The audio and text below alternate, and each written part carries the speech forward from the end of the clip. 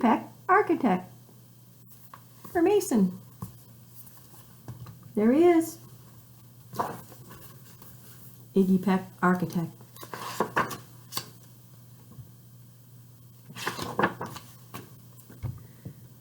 Young Iggy Peck is an architect who has been since he was 2, when he built a great tower in only an hour with nothing but diapers and glue.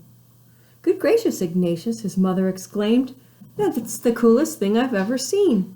But her smile faded fast as a light wind blew past, and she realized those diapers weren't clean. "Ignatius, my son, what on earth have you done? That's disgusting and nasty. It stinks."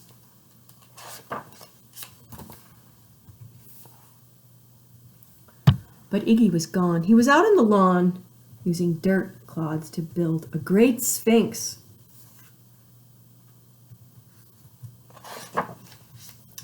When Iggy was 3, his parents could see his unusual passion would stay. He built churches and chapels from peaches and apples and temples from modeling clay. At dinner one night, to his father's delight, Iggy got a bright gleam in his eye, and out on the porch built the St. Louis arch from pancakes and coconut pie.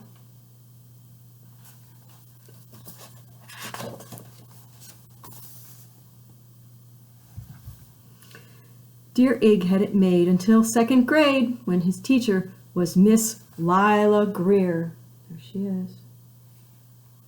On the very first day, she had this to say: "We do not talk of buildings here. Gothic or Romanesque, I couldn't care less about buildings, ancient or new." She said in her lecture about architecture that it had no place in grade 2. That might seem severe, but she was sincere. For when she was no more than 7, she had a great fright at a dizzying height in a building so tall it scraped heaven. On an architect's tour of the 95th floor, young Lila got lost from the group. She was found 2 days later in a stuck elevator eating cheese with a French circus troupe. After that day, it's quite safe to say she thought all building lovers were nuts. As a teacher, she taught that above all, one ought to avoid them. No ifs, ands, or buts. As you might guess, it would cause Iggy stress to hear such terrible talk. But he didn't hear. He sat in the rear while building a castle of chalk.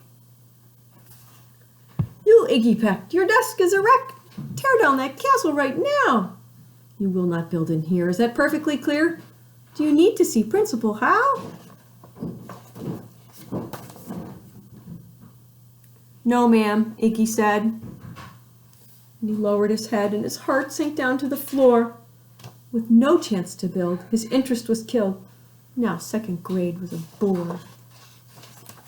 After 12 long days that passed in a haze of reading, writing, and arithmetic, Miss Greer took the class to Blue River Pass for a hike and an old-fashioned picnic.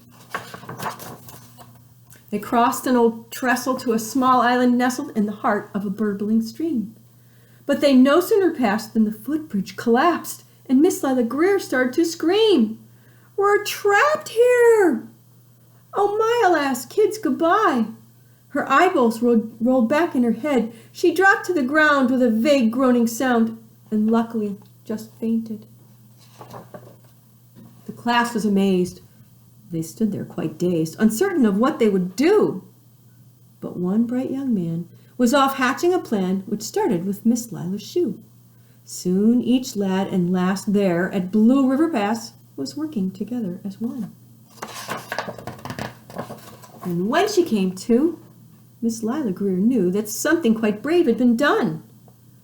Boots, trees, roots and strings, fruit roll-ups and things, some of which should not be mentioned, were stretched ridge to ridge in a glorious bridge, dangling from shoestring suspension.